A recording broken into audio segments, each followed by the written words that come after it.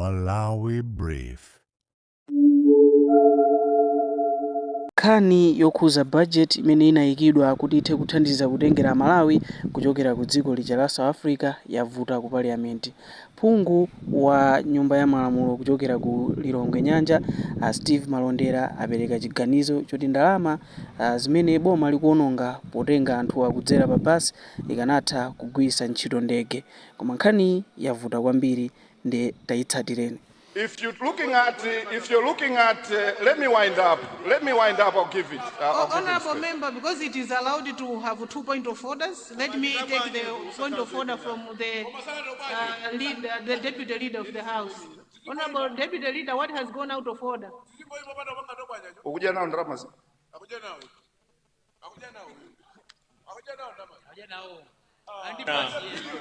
Your Honor, Second Deputy Speaker.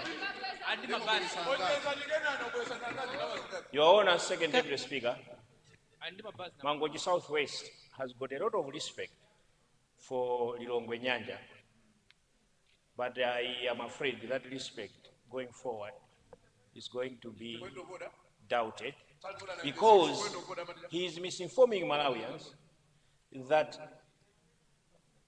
a trip to South Africa is costing around 250,000. Yet he must factor in his submission that bus to be hired from here, it goes to South Africa and comes back. And that is to and back. Now, if he was honest in his assessment, he could be talking about 500,000. Now, that is just for transportation only. The people, before they are picked from South Africa, they are being cared after. No. Let me finish. They are being cared for, and a lot of money is also being spent. People must be fed.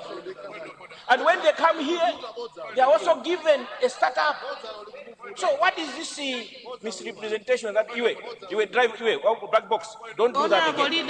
Honorable Deputy Leader, please. Black box, don't do that. Honorable Deputy Leader, you have made up your point. Thank you very much. Thank you so much. Can I have order, please? Can I have order? I would like to agree, because even myself personally, I have supported 2 people from Limpopo, from my constituency, and I was supporting each individual at 800. So this is the fact. I have supported personally. So I want to agree with the calculations which the leader has informed the House. Thank you. Your Honor, the Second Deputy Speaker, it is not in my interest to reflect on the speakership, but I've always believed that figures don't lie. I had only started my submission. I had given a one-way trip. I had not even gotten to the second return trip. Now, I was not even concluding, but I had to respect my dear honorable brother, the Deputy Leader of the House. Let me put this on record. That one-way trip for Tsangano Logistics is 230,000. Matuas is at 250,000. Ulemu is at 250, and Ngomeni is at 280,000. I'll give it a return, madam. We'll give it the most expensive at 300,000 Malawi kwacha. If you take out 300,000 one way, return trip, it gives you 600,000.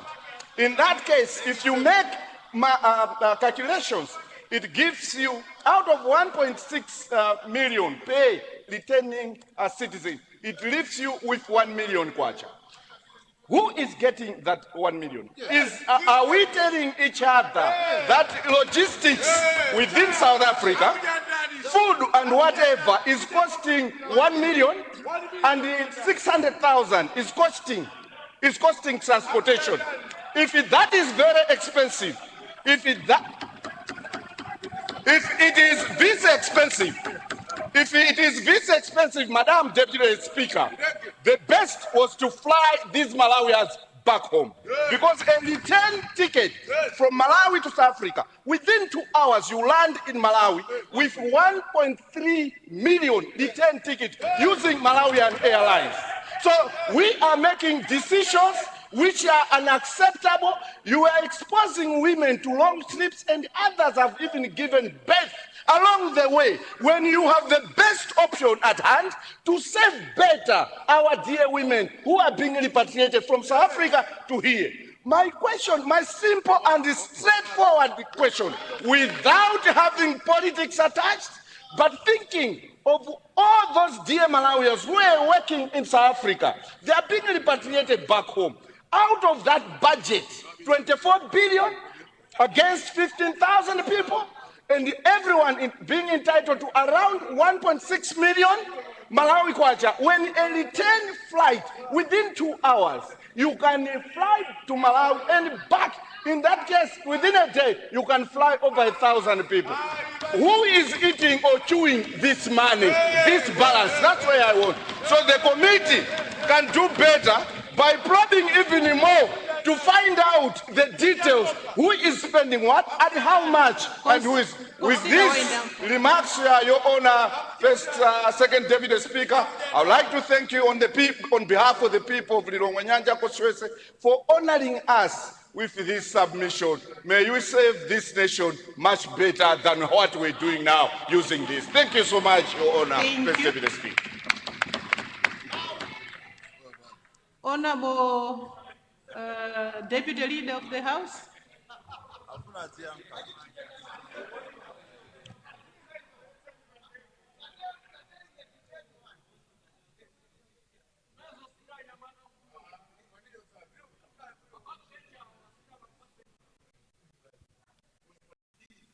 That this is a report from a committee,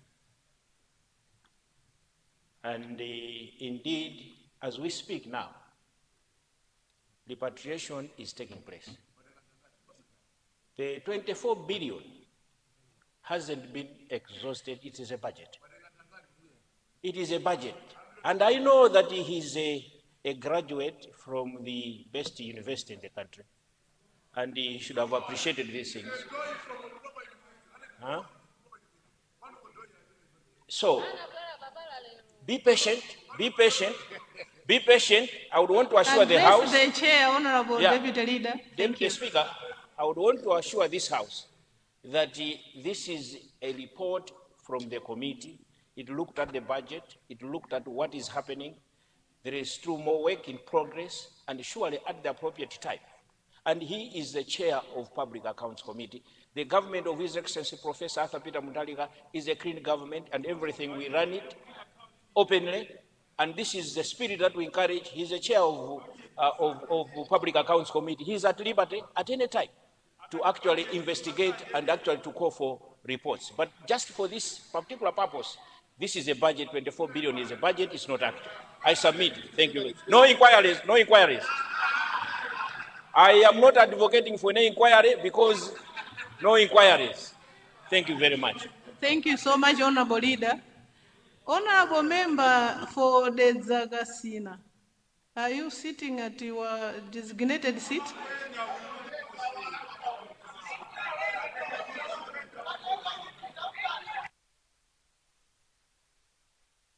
I'm not giving you the floor, Honorable, but I'm just asking you to go back to your seat, because you will notice that the people in the front seat, they don't make noise. Front seat people, they don't make noise. Please, please. The chair has not been communicated that the Zagasina will be sitting on that seat up until we wait for that communication from the leader or the whip. It will be respected. I rule you out of order, Honorable Member for the Zagasina.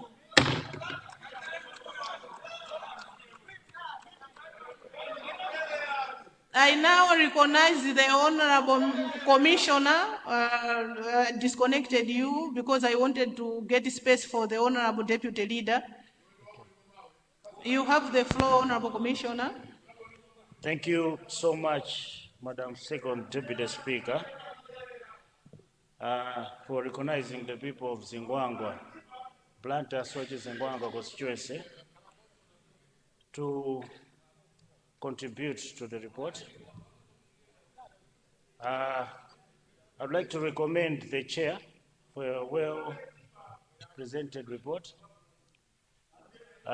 Also, to commend the efforts that are being put in place to make sure that our brothers and sisters who are going through a crisis in South Africa are brought back home safe. Madam Second Deputy Speaker, listening to the chair present the report, the people of Sochi Zingwangwa have noted several measures that have been put in place to ensure that those who are back home are supported, but also observations have been made to the extent that some of those who have arrived home safe are facing challenges. And Madam Second Deputy Speaker, I think it is in the best interest of all of us as a House, but also as a nation, to ensure that there's a smooth transition of those who are coming back home. And I've got few recommendations or suggestions that maybe we should consider as a House. Madam Second Deputy Speaker, 38,000 Malawians who are coming back home. Most of them, this was unexpected, all of them, rather. And according to MRA exemption regime for returning residents, for instance, if I'm not mistaken, it's CPC 430. It touches on returning citizens who have stayed abroad for a specified period of time. And when they have a motor vehicle coming back, they are allowed, if they meet the requirements, they are allowed to have their vehicles duty-free. Most of these Malawians who are coming back, Madam Second Deputy Speaker, they had businesses, some were working, some had property, significant property. The people of Sochi Zingwangwa constituency would like to urge the Minister of Finance, to consider waiving some of the tax requirements that might be there for returning citizens who've got property. We have a task to ensure that some of these are supported to be independent. Some have got cars, 2 tons, some have got lorries, some have got property that they can liquidate when they are back home. Some have got property they can use to start something and, stand on their 2 feet. So this is something the Minister of Finance can also consider through MRI. Madam Second Deputy Speaker, thank you for giving the people of Sochi Zingwangwa constituency a chance to comment on the committee report. Thank you. Thank you so much, Honorable Member. Through the Minister of Foreign Affairs is maybe to dispatch a few officers from the Ministry of Foreign Affairs to go and help in registration and making other logistic arrangements, because the staffs that are there are not enough. As you can see that this is just an emergency, no one was prepared for this. Lastly, let me also ask my honorable colleagues to feel sorry and to sympathize with Malawians. Imagine someone may have worked there for about 5-10 years, and you are only coming back with whatever you are carrying. To me, I feel very sorry. Lastly, Deputy Speaker, through the Minister of Foreign Affairs, I want also to continue asking you, please do not tire, continue negotiating in your diplomatic efforts, because the numbers that we are talking about here are not enough. There are many, many more Malawians in South Africa that would require the assistance. But if we leave them like this, Deputy Speaker, most of them will come in our coffins. With these remarks, I want to say I support the report as tabled by my Vice Chairperson. Thank you very much, Deputy Speaker. Thank you so much, Honorable former VP, who is also a member of Nzimba South.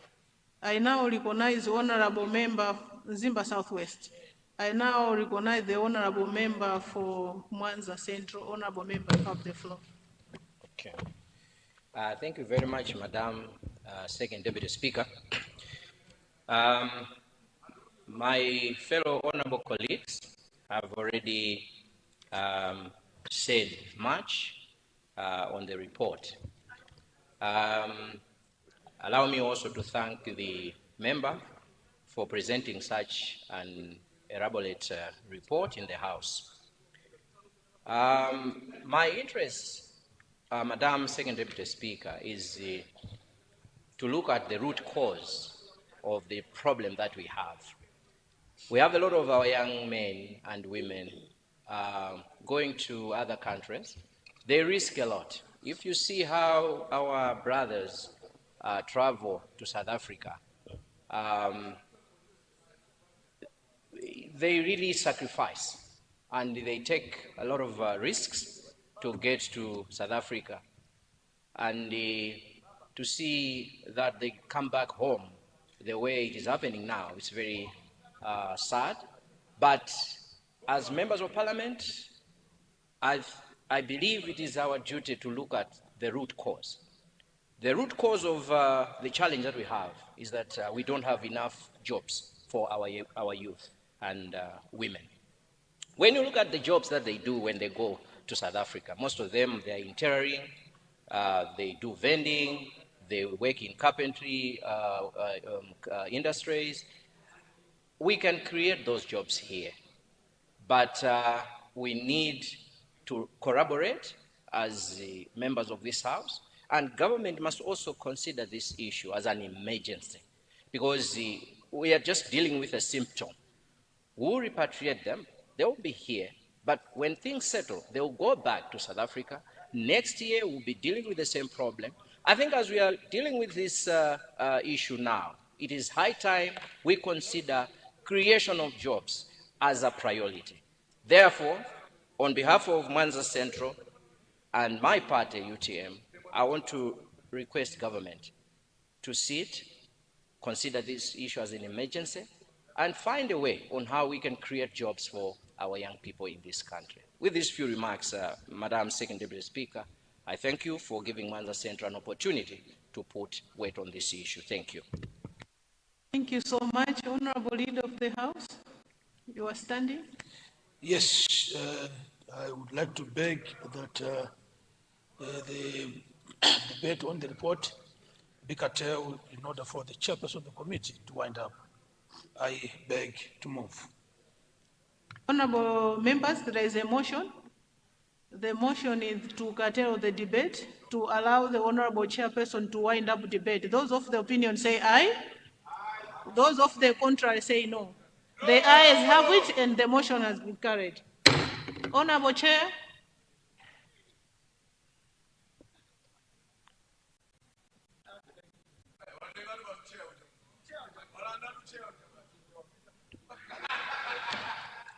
Thank you very much, Madam Deputy Speaker.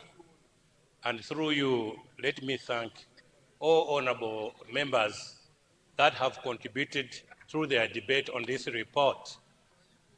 Just to pick out a few things out of the debate, and also to assure this honorable House and indeed the entire country, is to say that the Ministry of Foreign Affairs, in collaboration with other stakeholders, have successfully repatriated over 41,000 Malawians and are here back home at an estimated cost of 7 billion, thereby beating the budget that was presented to us by our stakeholders. Therefore, I want to assure Honorable Member for the Zakasina that the government has beat its own budget by making sure that more Malawians do come back home at a very manageable budget. But also to emphasize that in the budgets that were presented to us as a committee, it also included the welfare of those Malawians in South Africa and in transit and also upon arrival in the country. Therefore, the argument that it was not cost effective does not hold any water. With these few remarks, Madam Second Deputy Speaker, I beg that the report be adopted. Thank you very much. Thank you, Chair, ma'am. But just to find out that is it in order that we are talking about the welfare of people, the Malawians who are coming from South Africa, without even giving a floor to a woman, because they are women that are the ones who are suffering a lot. If one of the women were given a floor, would have said that since the government has got MADEF, where can't we find MADEF and empower the women who are coming from South Africa and give them something to do? But also if a woman was given the floor, would have said, let the women who are at Mwanza be protected, because we hear about a number of, the Minister of Health losing a number of condoms at Mwanza. These are the women who are really suffering. And we are looking forward to see each and every social welfare officers to be at Mwanza to see that women and children are being protected. We don't mind about the money. What we are looking forward is to see that our people from South Africa to come back to Malawi. And we are looking forward, if one of the women was given a floor, is to ask the Minister of Foreign Affairs and the Minister of Homeland and the the AU and the also United Nations to come in for lining up for the solidarity and the unity of these nations. We cannot be with diplomatic ties and see that our people, diplomatic ties are above here and the people down there are suffering. That cannot be on. So if some of these, the Minister of Foreign Affairs, Minister of Security, and the security arm under the African Union to come in and help and see that the women are being protected. Thanks so much, the Right Honourable Deputy Speaker. Thank you so much, Honourable Member for Mulanje West.